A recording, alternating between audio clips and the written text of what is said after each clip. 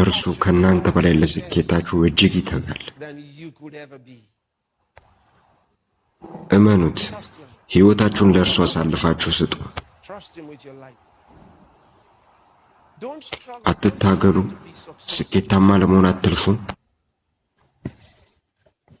ሰምታችሁኛል ወይስ አልሰማችሁኝም? የግድ ልትሰሙኝ ይገባል። ምክንያቱም እውነቱን እየነገርኳችሁ ነውና። ስኬታማ ለመሆን አትድከሙ። እርሱ የምላችሁን ብቻ አድርጉ። እርሱ የምላችሁን ብቻ አድርጉ። የምላችሁን ብቻ የምታደርጉ ከሆነ ልክ እርሱ እንዳዘዛችሁ ያ ነው ስኬት። ምናልባትም በሆነ የሕይወታችሁ ምዕራፍ ስህተት ትሰሩ ይሆናል።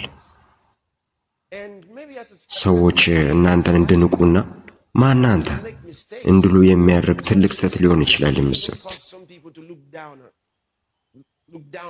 መታየት እንጂ መደመጥ የለብህም ብላችሁስ ምን ግድ አለው? ትቀየማላችሁ። አትቀየሙ። በፍጹም አትቀየሙ።